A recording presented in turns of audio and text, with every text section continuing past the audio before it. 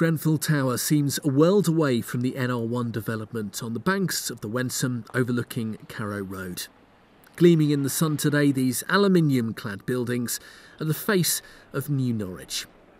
But after tests on the cladding on 5 of these blocks, they failed fire safety tests. 4 are privately owned, but this one's owned by the Broadland Housing Association. From the beginning of last week, we became aware that DCLG, the Department of Communities and Local Government, were getting concerned about cladding materials that may have been applied to new build as well as refurbished blocks of flats. So that's when a minor alarm bell went off in the office. And so we got some of the cladding taken off the building and sent down to the building research establishment by Wednesday last week for testing. And they notified us that it had failed their test about 5:30 on Friday evening. This is an example of some of the cladding that's on these buildings here behind me. Just to look at it, it's a couple of sheets of aluminium pressed together, and this is the problem. If you see this thin black layer that binds them together, that is the part of the cladding that's causing the problem. If the view comes that this cladding cannot be made safe, we will remove it from the building. That may mean the building looks pretty ugly for a while, as we try to work out what replacement you put on it.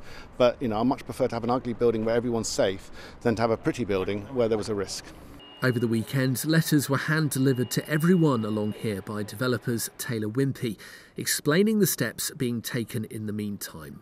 Things like clearing the underground car parks, moving bins further from the buildings, asking people not to use candles or smoke on the balconies, and employing a 24-hour fire warden. All short-term measures until a decision's made about what to do with the cladding. But do people who live here feel safe? I think perhaps there's a little bit of panic in the air at the moment, and people need to take a cool, calm look at things. And for every building to have failed so far that they've tested, there is obviously something seriously wrong. But I think the fire regulations that we have in our building are robust enough. It's not a high-rise building. So at the moment we feel quite safe, but things could change. I don't know where we stand in terms of refurbishment, if any is required.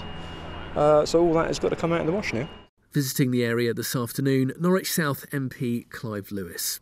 My concern, obviously, is to make sure that we get to the bottom of this. It does seem to be a lot of confusion coming from the DCLG, Department for Communities and Local Government, and I think what myself and Broadland and the management company of the other blocks want to do is get to the bottom of that, to find out exactly what it is we're dealing with here, and that's what my priority is, along with the safety of the people in these blocks.